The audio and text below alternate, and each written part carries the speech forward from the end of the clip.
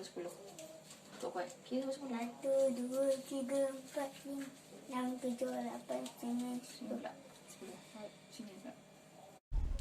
Assalamualaikum warahmatullahi taala wabarakatuh dan selamat sejahtera untuk semua anak murid cikgu pada hari ini. Okey, hari ini kita akan teruskan pembelajaran kita tentang pendidikan kesihatan. Tajuk yang kita akan terokai hari ini adalah kuman kuman. Dah tengok tak video yang cikgu tunjukkan tadi?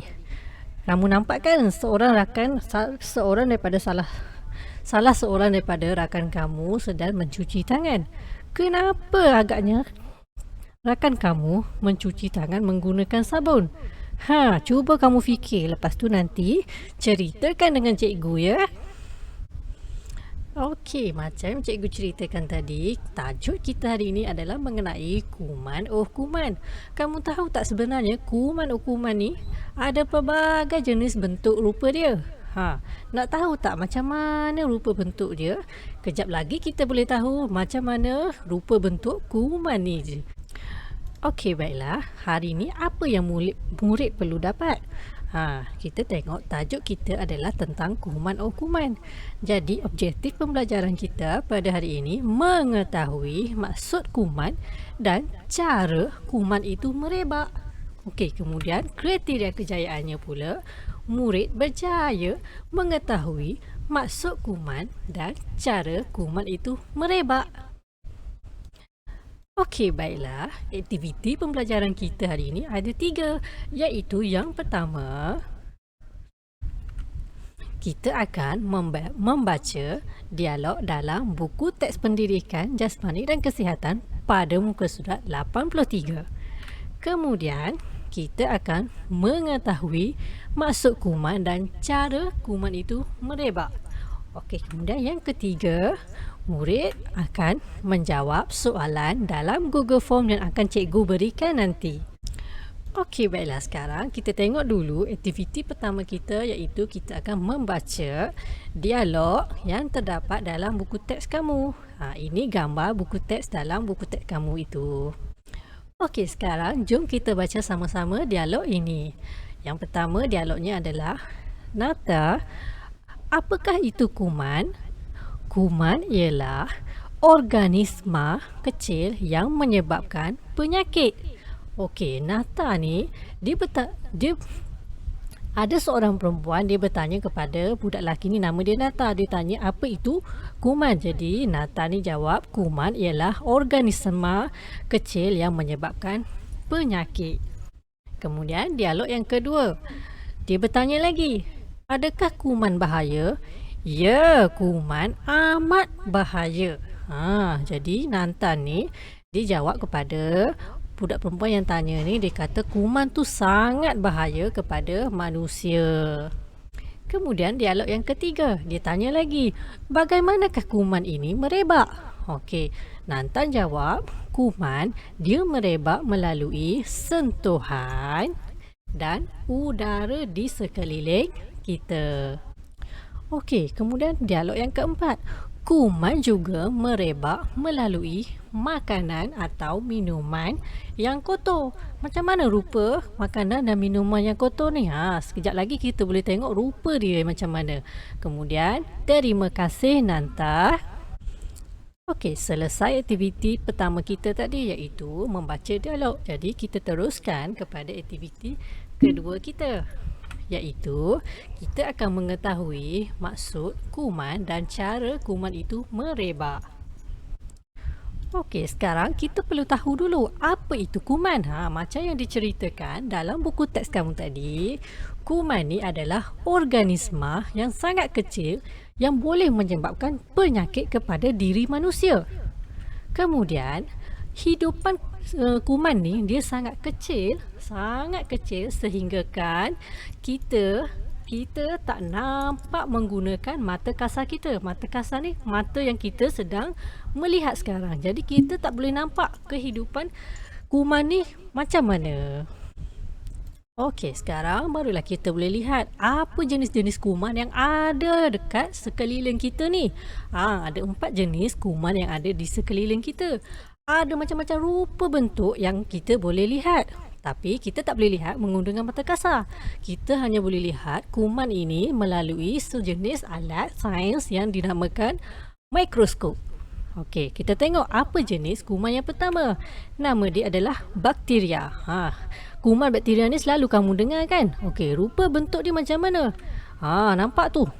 Kadang-kadang nampak macam gula-gula, tapi sebenarnya benda ni sangat bahaya untuk diri manusia. Kemudian jenis kuman yang kedua adalah virus. Virus ni sekarang kita sedang alaminya, iaitu virus corona ataupun COVID-19 sekarang berada di sekeliling kita. Rupa bentuk dia macam mana? Nampak tak? Mengerikan kan? Sebab tu kita kena jaga kesihatan, kita kena jaga kebersihan kita dengan betul. Kemudian yang ketiga, kulat. Kulat ni rupa bentuk dia macam mana? Tu macam apa? Tapi kulat ni kita boleh dapati dekat makanan-makanan yang dah rosak. Kemudian yang keempat jenis kumannya adalah parasit. Parasit ni kalau sekali tengok macam cacing, macam ulat, tapi dia sangat bahaya bila ada dalam badan kita. Tu rupa bentuk dia, nampak tak? Mengerikan kan? Jadi kamu kena jaga kesihatan dengan baik. Okey, tadi kita dah tahu jenis-jenis kuman, tapi kita tak tahu lagi macam mana kuman ni merebak. Dia merebak berbagai cara. Kita tengok satu persatu. Yang pertama, dia merebak melalui sentuhan. Okey, sentuhan ni dia ada pelbagai jenis sentuhan. Kejap lagi kita boleh tengok macam mana jenis-jenis sentuhan tu. Kemudian yang kedua, dia juga boleh merebak melalui udara di sekeliling kita. Kemudian yang ketiga, makanan atau minuman yang dah tercemar. Okey, sekarang kita tengok dulu macam mana melalui sentuhan. Gambaran dia macam mana? Tengok yang pertama. Sentuhan melalui benda pemegang ni biasanya kita jumpa dalam bas ataupun kereta api.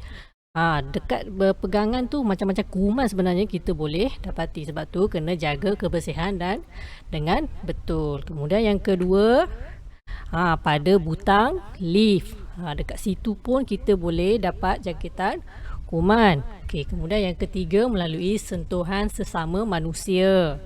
Yang keempat, gambarannya pada tangga. Kamu kalau kau turun tangga selalu pegangkan. Biasanya lepas turun tangga tu kena basuh tangan dengan betul, dengan sabun supaya tidak berlaku jangkitan kuman. Kemudian yang kelima, melalui sentuhan tangan. Okey, sekarang kita perhatikan pula cara kuman merebak melalui udara. Caranya macam mana? Tengok pada gambar ni.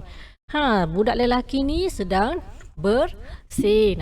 Kalau nak bersin, nak jaga, kita perlu tutup mulut dan hidung supaya kuman yang keluar tu tidak merebak pada orang lain. Kemudian yang kedua, cara merebak adalah melalui lelehan hingus.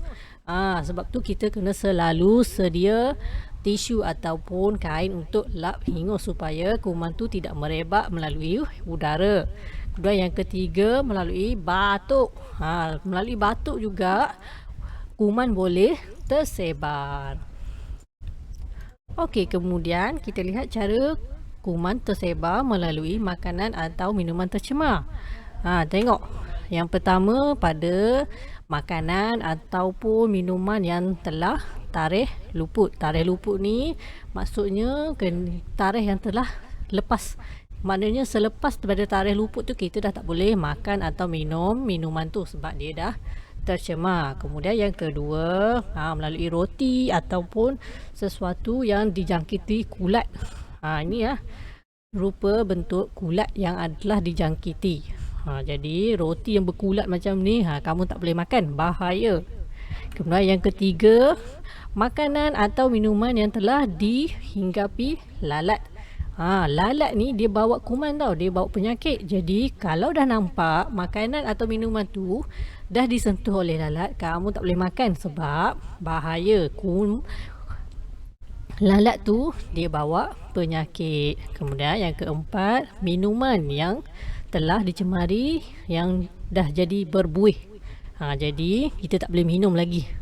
Kecuali kalau air yang tu memang dah berbuih lah. Tapi kalau air yang asalnya tidak berbuih, kalau kamu mula kamu buat tak berbuih, kemudian kamu tinggalkan tiba-tiba berbuih, tak boleh minum lagi sebab bahaya. Kita tak tahu apa kuman yang ada dalam minuman tersebut.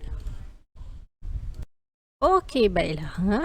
Dah habis aktiviti yang kedua tadi, iaitu kita dah tahu apa itu kuman, apa itu jenis-jenis kuman dan cara kuman itu merebak. Jadi sekarang kita teruskan kepada aktiviti yang ketiga kita, iaitu kamu perlu menjawab soalan dalam Google Form yang cikgu berikan. Jadi sila jawab Google Form yang cikgu kongsikan dalam grup Telegram kamu. Nanti dah siap jawab, tak perlu screenshot ataupun print screen kepada cikgu. Cikgu akan terima markah yang kamu telah laksanakan. Okey, baiklah. Jadi itu sahaja kelas pendidikan kesihatan kita pada hari ini. Jadi cikgu harap kita boleh jumpa lagi untuk kelas seterusnya yang cikgu akan maklumkan pada kemudian.